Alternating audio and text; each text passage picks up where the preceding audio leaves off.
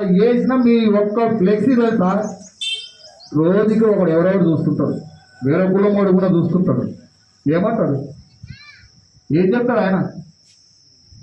ఏమే పెద్ద మంచి పోస్ట్ అయితే ఉందంటివి, ఫ్లెక్సీలో నీ ఫోటో కనపడతలేదా?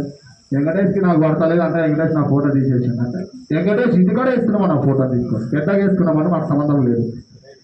ట్రస్ట్ ఒక ఆలోచన, ప్రోటోకాల్ కింద నుంచి పైన దాకా ట్రస్ట్ ఆలోచన, ప్రోటోకాల్ అనేది కరెక్ట్గా ఉండాలి. ఎవరి అభిప్రాయం వాళ్ళు తీసుకోవద్దండి దీంట్లో. అట్లా తీసుకుంటే ఏమవుతుందంటే రేపు నాడు మనకు కూడా ఎవరైనా వాల్యూ ఇచ్చేటోడు కూడా వాల్యూ ఇయ్యాడు. మార్కెట్లో వాల్యూ ఇస్తారు మనకు, ఏమంటారు? పెద్ద చిన్న వాల్యూ లేదు నేను కట్టరు మనల్ని ఉంటుందా? నాకన్నా పెద్ద స్థాయి కృష్ణను తీసేసి నేను పిల్లగా నేను ఫోటో వేసుకుంటే నాకేం వాల్యూ ఉంటుందా మీకు? ఇక్కడ ఉన్న గ్రామంలో నుంచి వచ్చిన వాళ్ళు, మండలం నుంచి వచ్చిన వాళ్ళు ఇది తెలుసుకోండి. ఫస్ట్ కూడా అడగండి, తెలియకపోతే కూడా తెలుసుకొని అన్న ఏ విధంగా ప్రోటోకాల్ పెడితే బాగుంటుంది అన్న అనేది.